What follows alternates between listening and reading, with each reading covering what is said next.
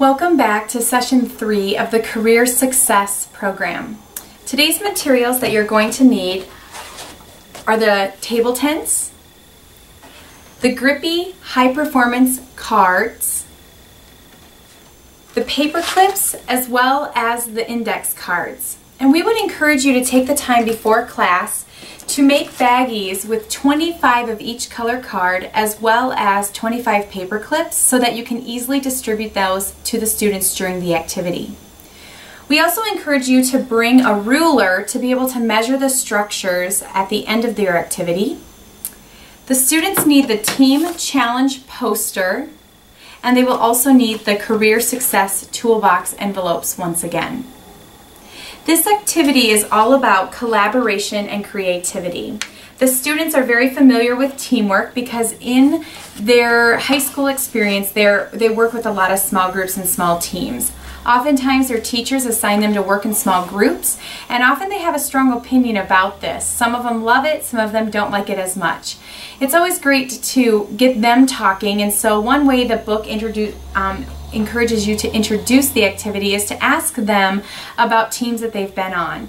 When have they been on a team where they feel like they've done all the work? When have they been on a team when people wouldn't let them do any of the work, etc.?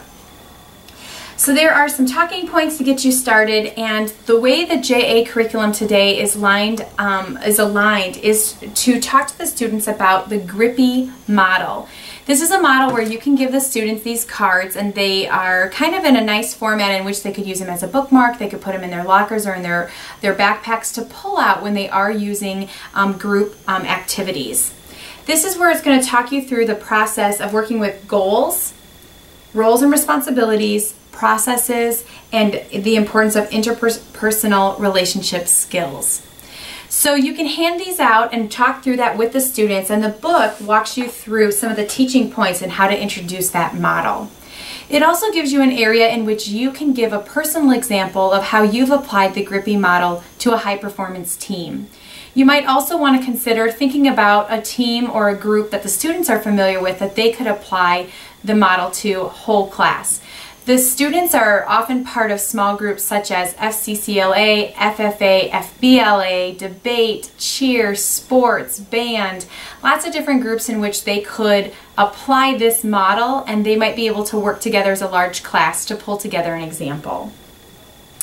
The actual activity today is that they are going to work in small groups to accomplish a team challenge. And this team challenge is found on these posters. So what I would do is I would explain the process before splitting the students into small groups.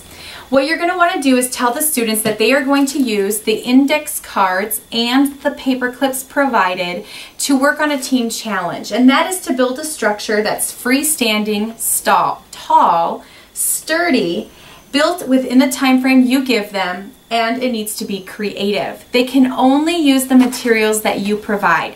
They cannot use scissors, but they can tear the cards if they would like to make them smaller.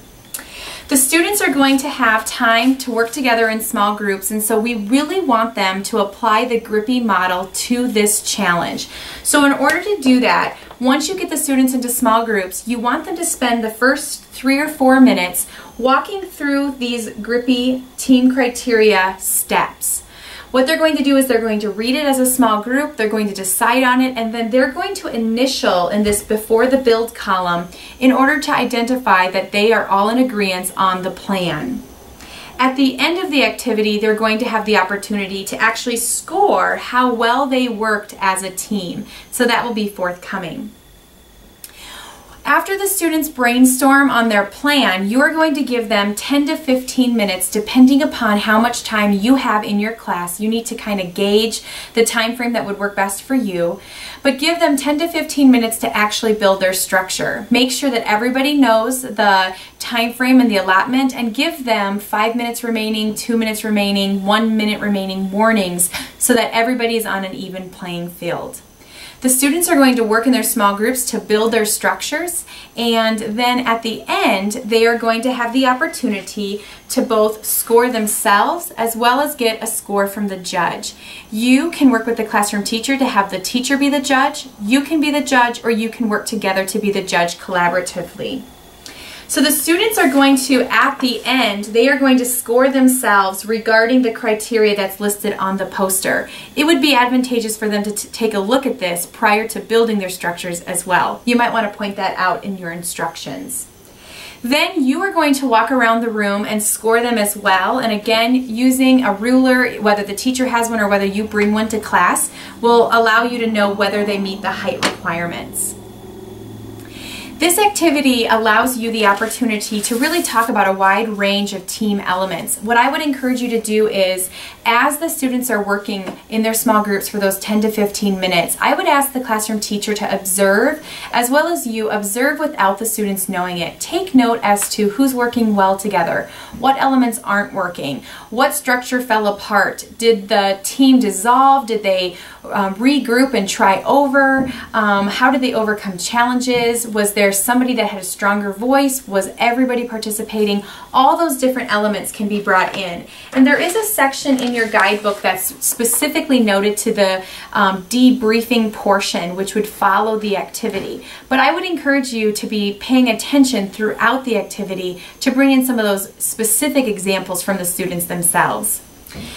Then you will have the summary and review, once again wanting to wrap up the entire concept of the day. And this time the element on their toolbox is to write down the 4 pillars of high performance teams, so that once again they can be reminded of that as they work together in groups here in high school, but also as they get into the future career force. Enjoy session 3.